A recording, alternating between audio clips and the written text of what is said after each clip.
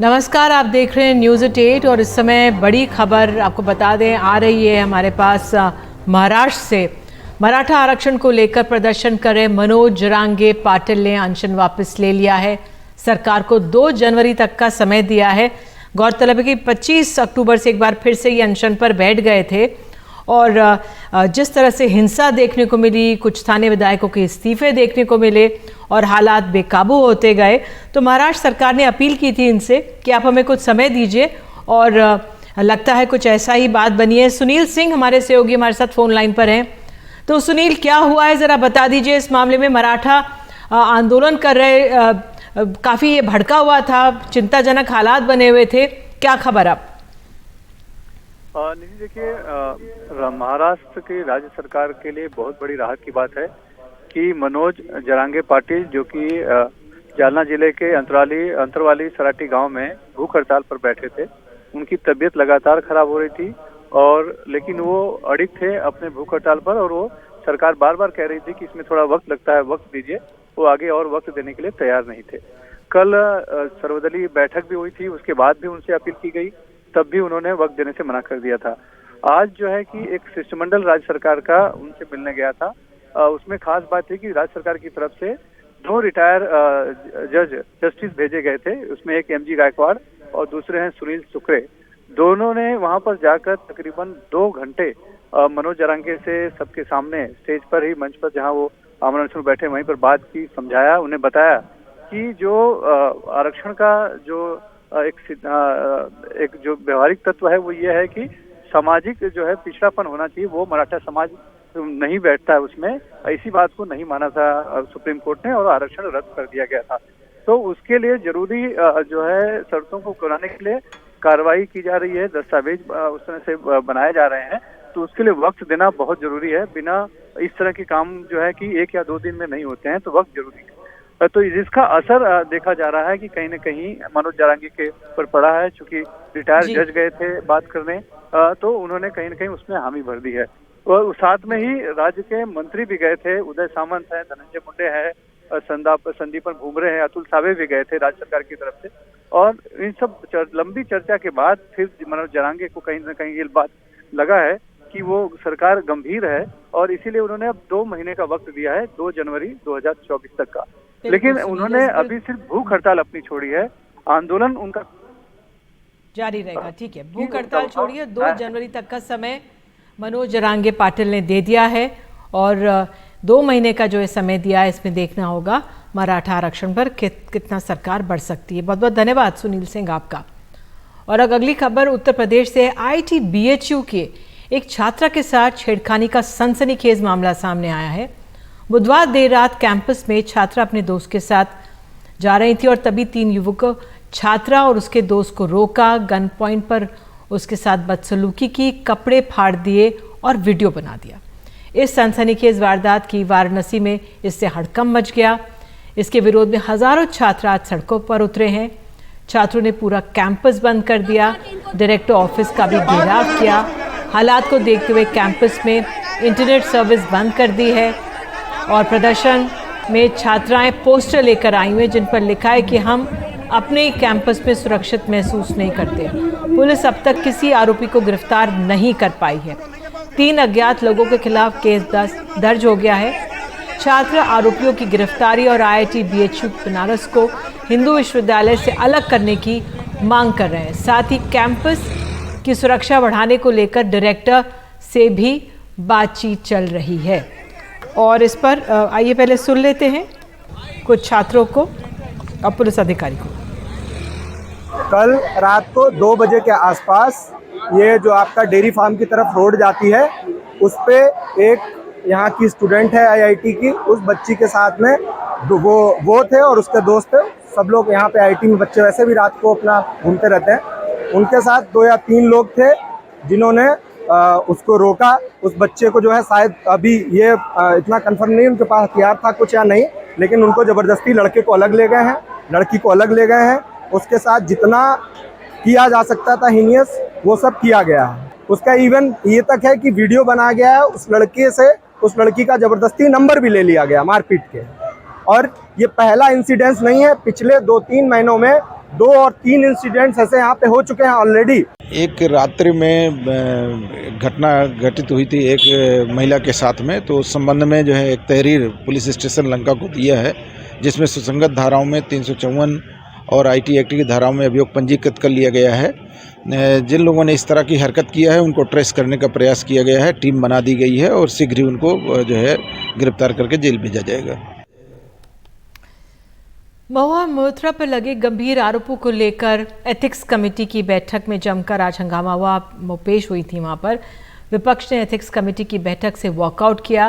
विपक्षी सदस्यों ने आरोप लगाया कि एक महिला से निजी सवाल पूछे गए। हालांकि एथिक्स कमेटी के अध्यक्ष विनोद सोनकर ने कहा है कि महुआ मोइत्रा के पास किसी सवाल का जवाब नहीं था, इसलिए वे गुस्सा हो रही थी। एथिक्स कमेटी की बैठक में महुआ मोइत्रा से घूसकांड को लेकर सीधे सवाल पूछे गए और सूत्रों के मुताबिक कुछ सवाल ये हैं कि दर्शन हीरानंदानी के हलफनामे को लेकर सवाल पूछे गए, विदेश यात्राओं के बारे में सवाल, किसने उठाए यात्राओं का खर्च, विदेश यात्रा के दौरान किस होटल में रुकी, पैसा किसने दिया, वो PA कौन था जो आपकी जगह सवाल पूछा करता था।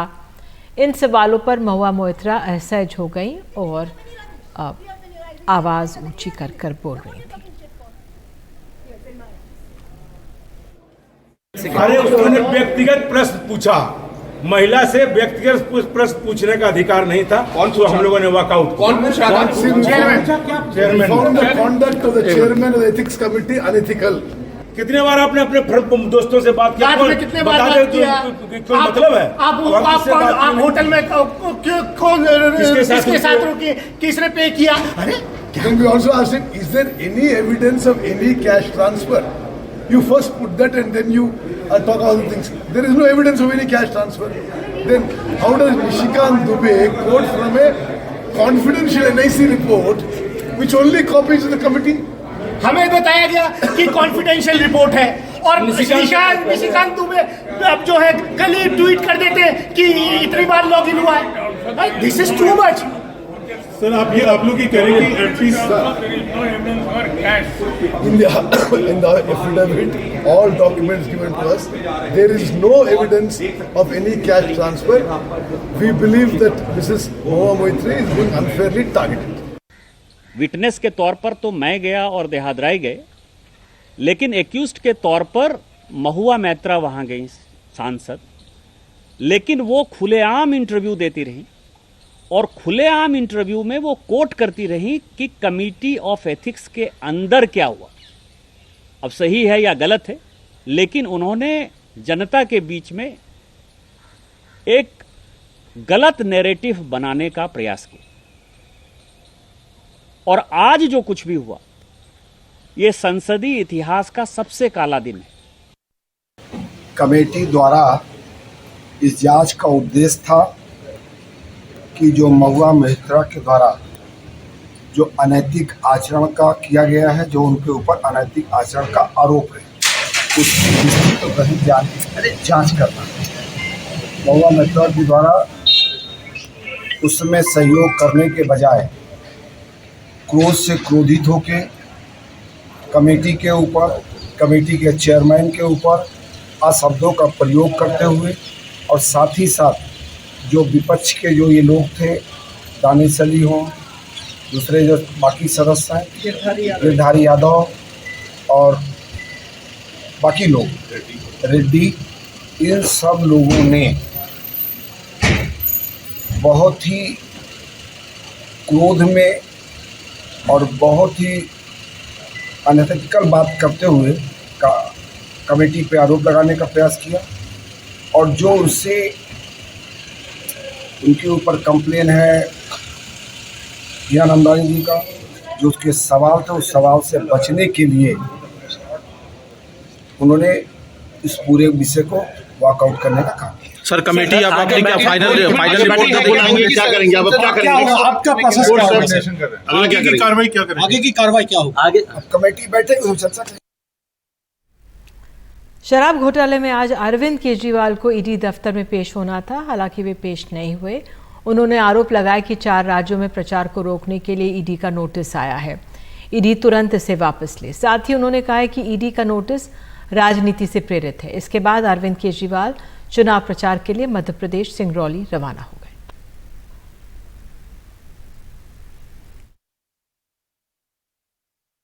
आने वाले चुनाव के अंदर रानी जी को जैसे आप लोगों ने पिछली बार आशीर्वाद दिया था, इस बार भी अपना आशीर्वाद दीजिएगा।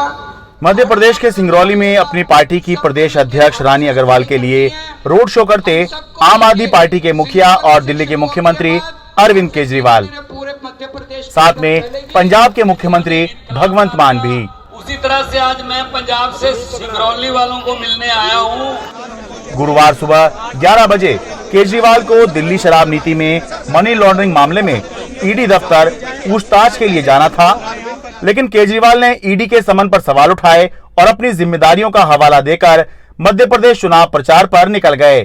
अब ये धमकी दे रहे हैं, पिछले कुछ दिनों से मैं देख रहा हूं, दिल्ली के अंदर रोज खड़े होकर धमकी दे रहे हैं, केजरीवाल को गिरफ्तार करेंगे, केजरीवाल को गिरफ्तार करेंगे।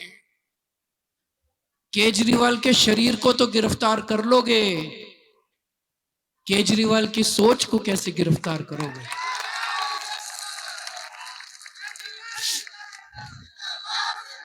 इस एक केजरीवाल को तो गिरफ्तार कर लोगे, हजारों लाखों करोड़ों केजरीवालों को कैसे गिरफ्तार करोगे जो पूरे देश में फैल गए? केजरीवाल ने अपनी चिट्ठी में ईडी से कहा, समन से स्पष्ट नहीं है कि मुझे क्यों बुलाया गया है।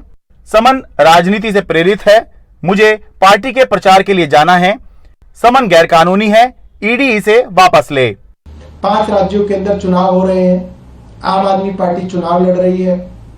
अरविंद केजरीवाल एक राष्ट्रीय दल के राष्ट्रीय कन्वीनर हैं, चुनाव प्रचार में जगह जगह जा रहे हैं। इलेक्शन डेट्स अनाउंस्ड है, मुख्यमंत्री हैं, प्रशासन की जिम्मेदारी है।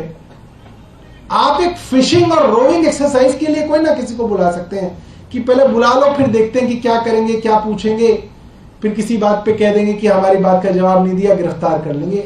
ये जो अधिकार है, ये कानून ने कभी भी एजेंसीज को नहीं दिया था।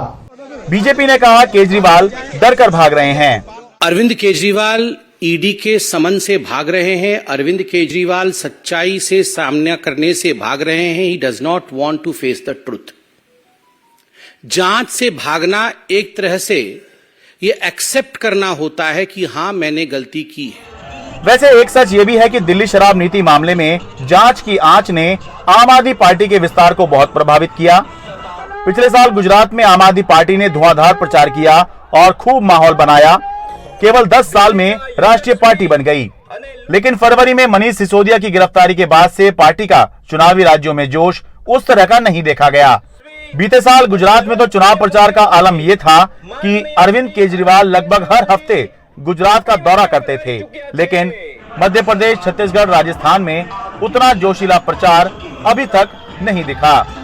अरविंद केजरीवाल मानते हैं कि ये लड़ाई कानूनी कम है, राजनीतिक ज्यादा है, और अगर बीजेपी लगातार ये कह रही है कि अरविंद केजरीवाल को देर सवेर जेल तो जाना ही पड़ेगा, तो अरविंद केजरीवाल भी ये मानकर चल रहे हैं कि गिरफ्तारी तो होगी।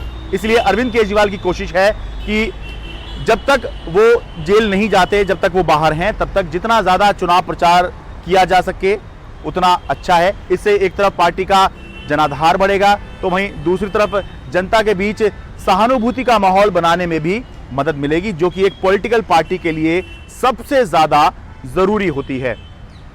दिल्ली से अपने कैमरा सहयोगी सुदेश कुमार राम के साथ मैं शरद शर्मा, एनडीटीवी इंडिया।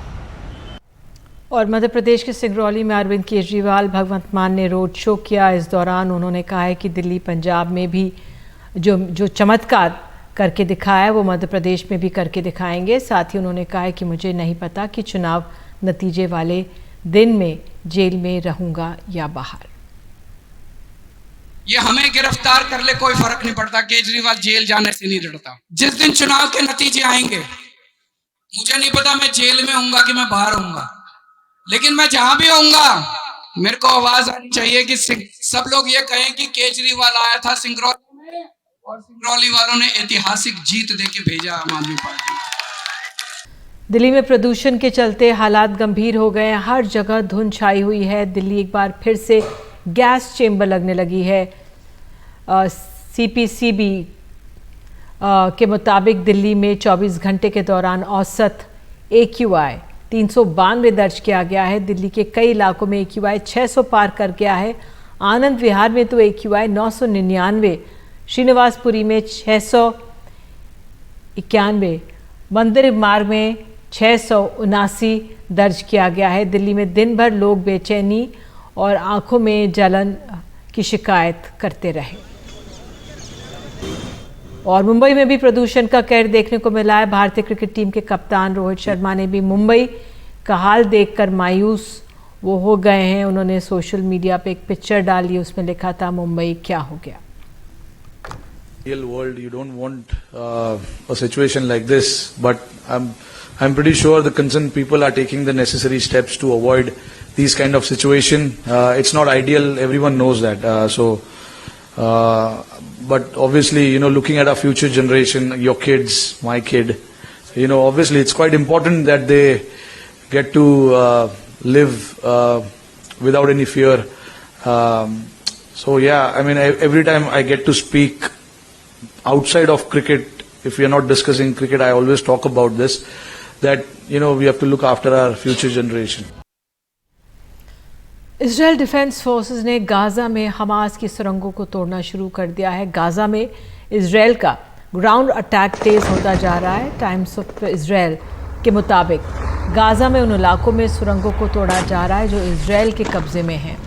सुरंगों को तोड़ने के लिए रोबोज और विस्फोटकों का इस्तेमाल हो रहा है। इजराइल डिफेंस फोर्सेस ने आज गाजा में ग्राउंड ऑपरेशन का वीडियो भी जारी किया।